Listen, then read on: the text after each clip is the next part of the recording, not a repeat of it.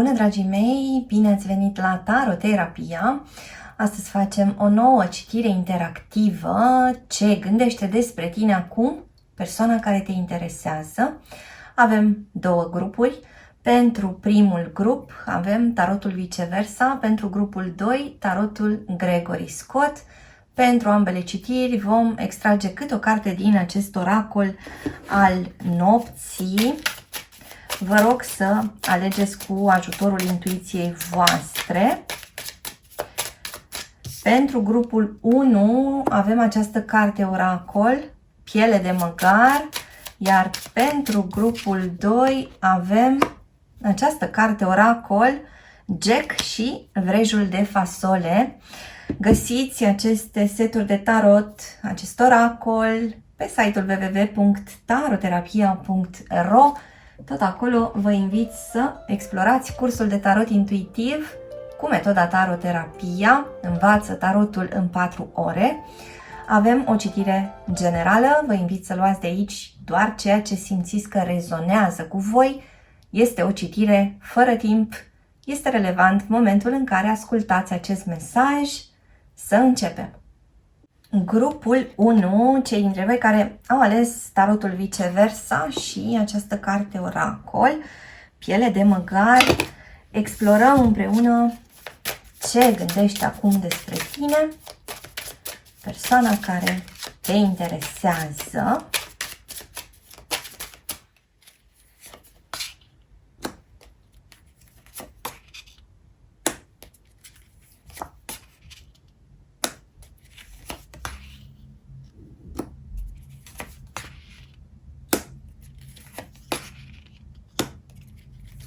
Această persoană consideră că tu, ascultătorule, te-ai pus pe treabă, ai trecut la acțiune, ți-ai luat soarta în propriile mâini. Avem foarte multă energie masculină pe care această persoană o percepe ca venind de la tine, ascultătorule, indiferent că ești femeie sau bărbat. Adică această persoană percepe că tu ai început să te miști, ai lăsat la o parte așteptarea, ai lăsat la o parte poate pasivitatea și ai decis că trebuie să faci ceva. Și simt că această persoană este impresionată în acest moment de transformarea ta, de acest impuls puternic pe care îl simte ca venind de la tine. De asemenea, pare că ceva urmează să se întâmple destul de repede în această conexiune în perioada următoare, pentru că vorbim despre energii rapide. Avem de asemenea o interacțiune dintre un semn de foc și un semn de aer, o interacțiune dintre două semne de foc sau o interacțiune între două semne de aer sau o interacțiune între un semn de pământ și un semn de foc. Această persoană te vede acum mai hotărât sau hotărâtă decât ai fost vreodată. Și cred că se întreabă ce se întâmplă de fapt cu tine. Ce este cu adevărat în interiorul tău. Ce este nou în viața ta. Această persoană se teme că tu, ascultătorule, ai putea să iei decizii fără să te consulți cu el sau cu ea. Se teme că vei pleca, așa cum a plecat prințesa din această poveste. Se teme că te vei îmbrăca de fapt cu alte haine, că vei folosi un soi de deghizare, că vei încerca să-i atragi atenția în altă direcție pentru ca tu să-ți vezi de niște lucruri doar pentru tine, da? Pentru ca tu să-ți duci la îndeplinire niște planuri în care el sau ea nu ar fi inclus sau inclusă. Și mă întreb cum rezonează cu voi. Haideți să vedem mai departe. Așadar, vorbim despre cineva care dorește să se desprindă de niște așteptări aberante. Vorbim despre cineva care fuge de acasă pentru a se salva, pentru că, iată, acasă devenise un mediu ostil. Această prințesă pleacă dintr-un loc aparent confortabil, însă îi lipseau atât de multe în plan emoțional. Prințesa nu s-a simțit înțeleasă. Prințesa a refuzat un rol care nu era al ei. Ar fi trebuit, conform așteptărilor celorlalți, să facă un pas care pentru ea nu avea niciun fel de sens. Și atunci ea pornește la drum, se deghizează pentru a nu fi observată, pleacă, trebuie să se adapteze într-un loc nou, nespunând nimănui cine este ea. Și mă întreb cum rezonează cu voi o plecare a cuiva, niște cerințe absurde, a ieși din mediul vostru obișnuit sau aparent confortabil pentru a vă întâlni de fapt cu altă lume, pentru că nu mai suportați ceea ce se întâmplă sau nu mai suportați ceea ce vă cere această persoană. Această persoană, pentru o bună parte dintre voi, s-ar putea să semene foarte bine cu tatăl vostru, cu mama voastră. Această persoană s-ar putea să considere că lucrurile trebuie făcute într-un anume fel pentru că așa este tradiția sau așa este bine sau așa ar spune oamenii din jurul nostru. Și pare, ascultătorule, că există o energie rebelă din partea ta. Tu spui nu unei anumite propuneri care vine de la această persoană.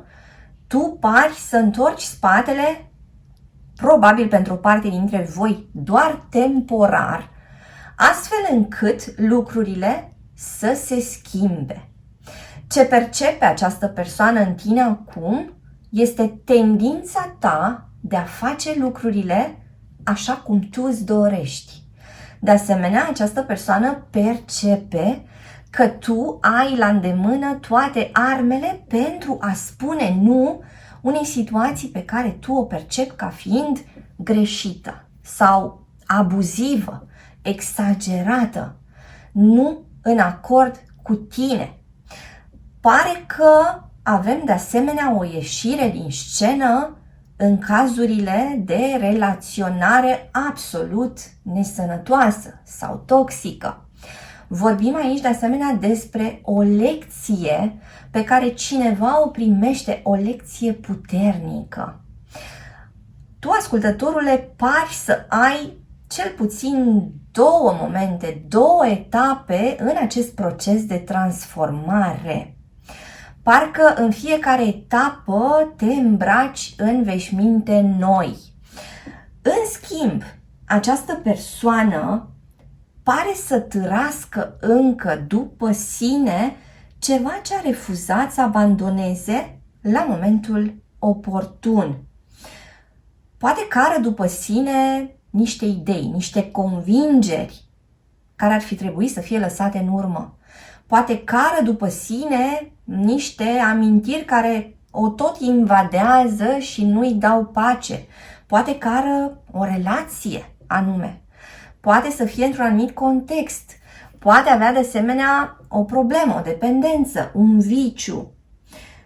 Această persoană primește o lecție majoră în perioada următoare pentru că el sau ea parcă nu s-a resemnat să treacă odată cu trecerea timpului. Înseamnă că această persoană se cam opune schimbării și a ajuns de fapt într-un spațiu în care se prezintă ca fiind artificial sau artificială. Așadar, pare că această persoană și-a fabricat de-a lungul timpului un soi de sine artificial, care în momentul ăsta pare aproape ridicol și totuși această persoană nu a reușit să lase în spate aceste aspecte. Pentru că această persoană nu se poate obișnui cu trecerea timpului și cu ceea ce presupune această trecere a timpului, adică schimbarea continuă. există o încăpățânare, o rigiditate mare pe care această persoană le experimentează, refuzând să dea drumul acestor aspecte care nu mai sunt de actualitate, refuzând să-și plângă pierderile, nefăcându-și doliul pentru acele elemente care aparțin trecutului său. Fie că ele erau niște elemente bune, fie că erau niște elemente care nu i-au adus cine știe ce bucurie. Această persoană pare să fie un soi de colecționar, dar mai ales un colecționar de experiențe rele. Cineva care nu reușește să se desprindă, de fapt, dintr-o foarte mare dependență în plan emoțional, cineva care s-a comportat ca un copil atunci când venea vorba despre sentimente profunde și despre ceea ce putea să face cu ele. Și în același timp simt că această persoană se cutremură în fața unei posibile schimbări pe care tu, ascultătorule, i-o poți prezenta foarte repede. Această persoană ar vrea să rămână lângă tine fără ca tu să schimbi ceva. Această persoană ar vrea de asemenea să nu îi ceri să se transforme, pentru că pare să fie cel mai greu lucru pentru el sau pentru ea.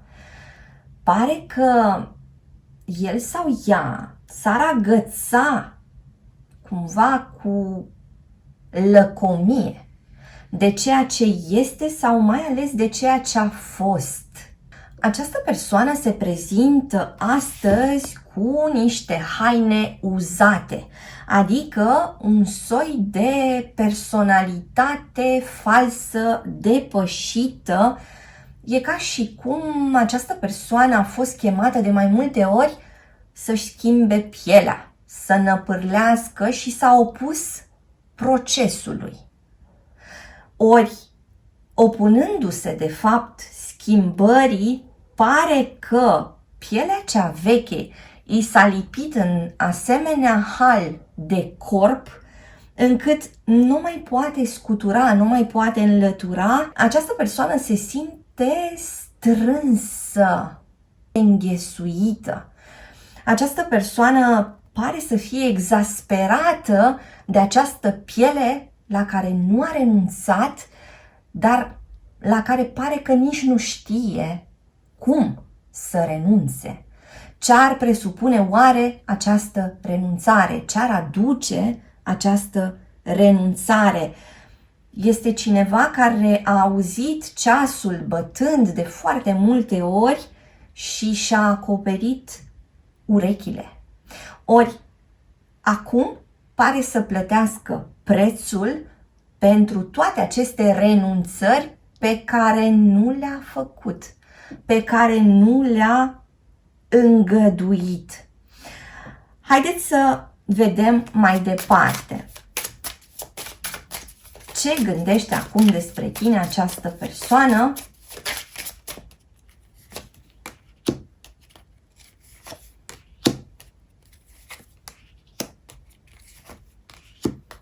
Iată această energie predominantă a bastoanelor. O persoană care se simte pusă pe jar, perpelită la foc mic. Cineva care consideră că te poți debarasa de el sau de ea foarte repede. Cineva care se simte foarte fragil în fața ta, ascultătorule. Cineva care te vede acum și ca un împărat și ca un papă. Adică, iată, tu ai luat în mâinile tale toate aceste simboluri ale puterii și ești pe cale de a-ți exercita această putere. Această persoană se simte la mâna ta. Parcă ar putea ajunge să-ți ceară chiar îndurare. Iată din nou ce indiciu interesant, cei 3 tați din tarot. Eremitul, papa și împăratul. Prințesa pleacă de acasă, din cauza cerințelor absurde ale tatălui. S-ar putea să fie un soi de ieșire, ascultătorule, a ta din lumea fanteziei și din lumea proiecției. Pare că tu te ancorezi foarte bine în realitate, pare că nu mai confunzi trecutul tău și umbrele sale cu ceea ce trăiești acum. Pare că începi să vezi cu ochi din ce în ce mai clari, mai limpezi ceea ce se întâmplă în jurul tău. Puterea este la tine, ascultătorule, indiferent ce decizie vei lua, pare că poți schimba situația asta în care ești. Și această persoană, spuneam că este uimită, este fără cuvinte în fața puterii tale recăpătate.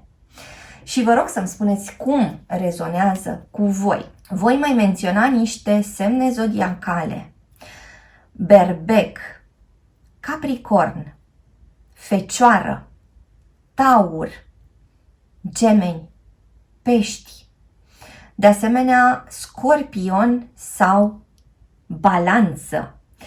Avem aici persoane născute în luna ianuarie, în luna martie, în luna mai, în iulie, în septembrie, în noiembrie sau în luna octombrie, sau conexiuni care s-au format sau care s-au destrămat într-una dintre aceste luni. Vorbim aici despre următoarele date de naștere: 24, 4, 14, 2, 12 sau 22, 1, 10, 11, 21, 30 sau 31, 7, 17 sau 27, 26, 6 sau 16. Haideți să vedem mai departe.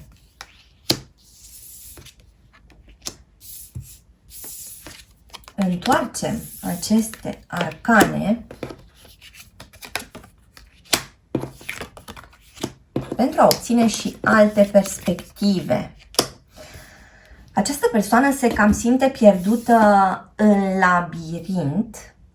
Această persoană se gândește că ar putea să te abordeze cumva din lateral sau din spate și că s-ar putea să aibă mai multe șanse de succes așa, pentru că stând față în față cu tine e ca și cum nu poate face față măreției tale și acestei puteri despre care spuneam că ți-o recapeți. Această persoană e pregătită să-și ducă greutățile mai departe, e pregătită să ducă toate aceste bagaje inutile pe care le-a tot cărat până va învăța să renunțe la ele, până va învăța să le lase jos și să împrumute din comportamentul tău, până va învăța să se întâlnească cu noul, niște vești care s-ar putea să te surprindă, ascultătorule, să te bucure sau să te facă să zâmbești. Îți mulțumesc că ai fost cu mine astăzi, te aștept și data viitoare. Între timp, hai pe www.taroterapia.ro. Găsești aici cursuri de tarot cu metoda taroterapia, citiri personalizate, seturi de tarot, oracole, cărți și alte surprize. Dă un like, lasă un comentariu și abonează-te la acest canal dacă ți-a plăcut acest video, iar până data viitoare să ai grijă de tine! Sunt aici cu grupul 2, cu cei dintre voi care au ales această carte oracol, Jack și vrejul de fasole și de asemenea tarotul Gregory Scott. Explorăm împreună ce gândește acum despre tine persoana care te interesează.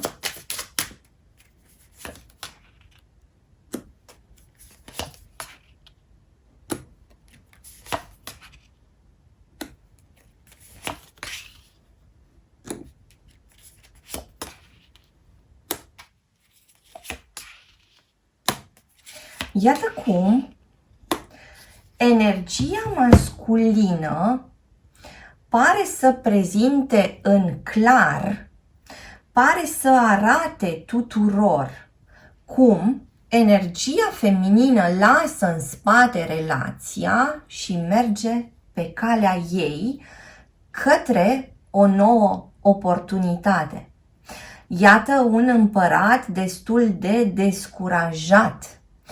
Iată pe cineva care a vrut să fie mereu șeful și care acum a scăpat din mână hățurile. Iată pe cineva care se simte singur pe tărâmul căpcăunului. Cineva care se simte alergat, amenințat, înfricoșat de ceva prea mare ce a stârnit prin comportamentul său. Cineva care vede că bolovanul a plecat cu viteză la vale și își dă seama că s-ar putea să nu mai oprească acel bolovan. Și iată cum avem din nou o energie similară cu energia de la grupul 1. Vorbim aici despre cineva care pleacă de la câteva boabe magice și intră într-un tărâm nou. Cineva a pornit prin câțiva pași timizi. Pe măsură ce făcea acești pași, înțelegea că poate să prindă viteză. Cineva prindea încredere pe măsură ce se mișca. Simt că aici avem conexiuni în care lucrurile nu s-au mișcat neapărat spre bine și probabil că tu, ascultătorule, te-ai săturat să vezi repetițiile în fața ta pe scena asta relațională și atunci ai început să schimbi câte ceva și dintr-o schimbare mică în altă schimbare mică ai ajuns să te îndrepți de fapt către o schimbare foarte mare. Iată prezența împăratului și a împărătesei. Cine deschide calea este această împărăteasă. Energia feminină aici este temerară, este deschizătoarea de drumuri. Este cea care face loc, cea care taie păduri întregi și se avântă. Este cea care merge înainte pentru că în spate nu mai era loc pentru ea sau nu mai era loc pentru ceea ce ea devenise. Un angajament în această conexiune care s-a dovedit a fi fragil. Avem aici un papă copil.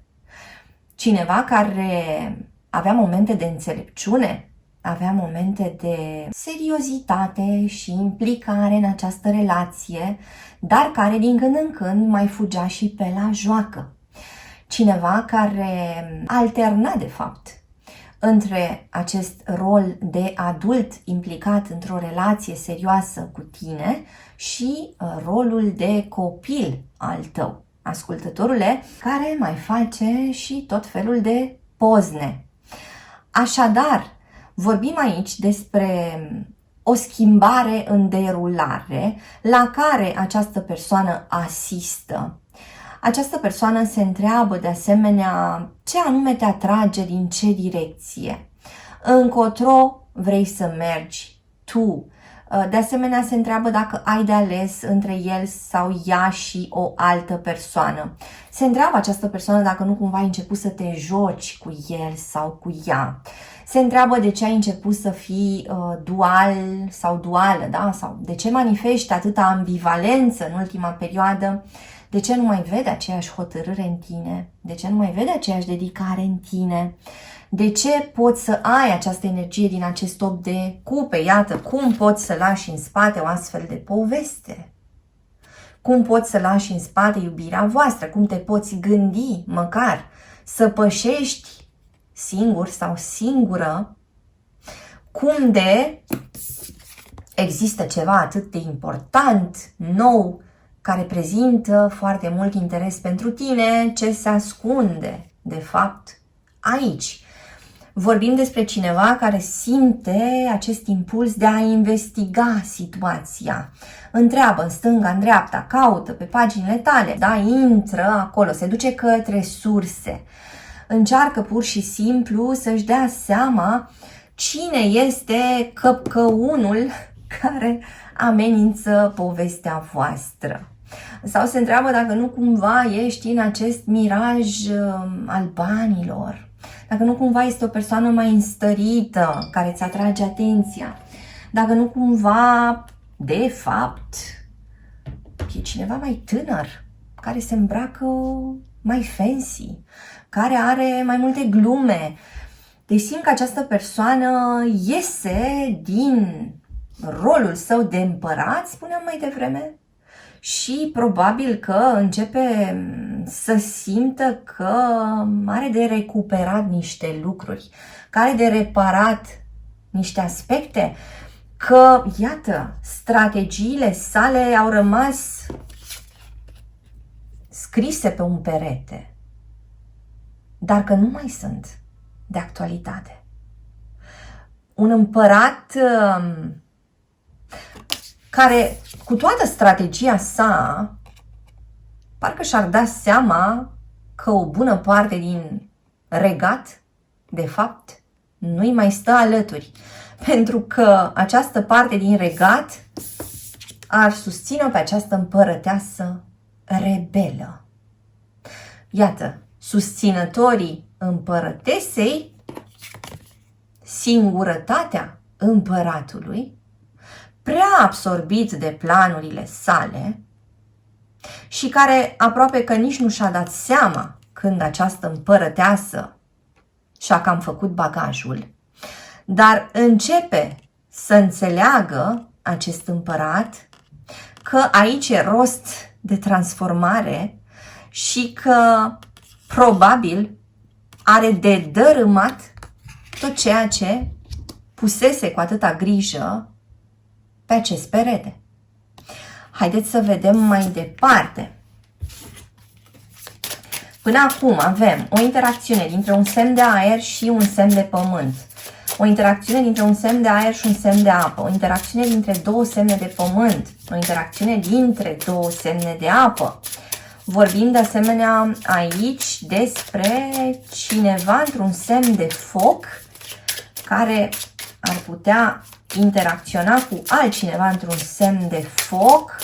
Iată pe cineva în balanță, taur, berbec, leu, rac, vărsător, săgetător. Ce gândește acum despre tine această persoană?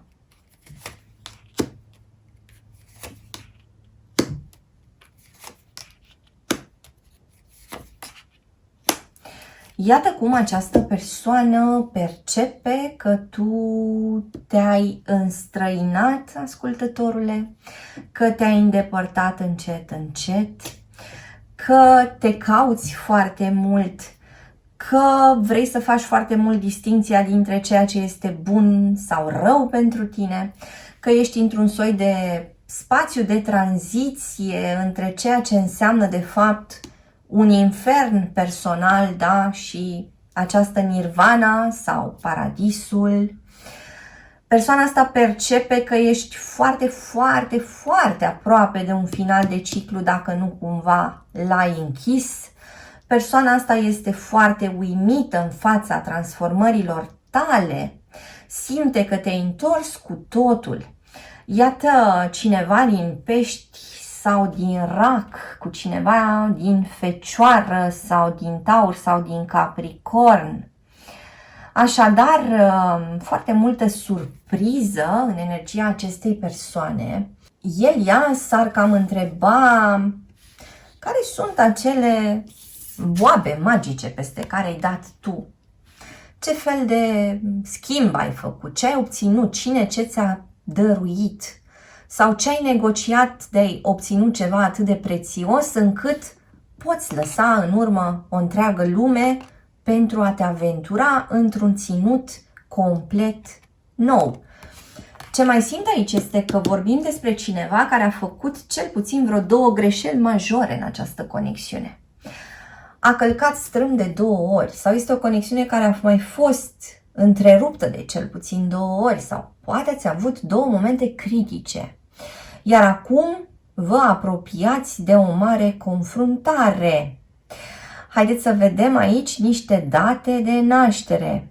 1, 11, 21, 31, 9, 19 sau 29, 4, 14, 24, 25, 15 sau 5, 8, 18 sau 28.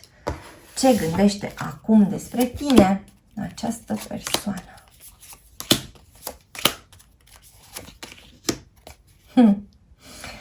Se uită către tine cu admirație, plin sau plină de curiozitate. Se întreabă ce te-o fi influențat, te-au apucat nervii, care sunt entitățile astea care au venit și ți-au insuflat astfel de porniri.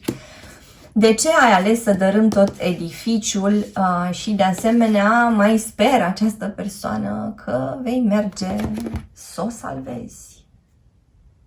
Îți mulțumesc că ai fost cu mine astăzi, te aștept și data viitoare. Între timp, hai pe www.taroterapia.ro. Găsești aici cursuri de tarot cu metoda taroterapia, citiri personalizate, seturi de tarot, oracole, cărți și alte surprize.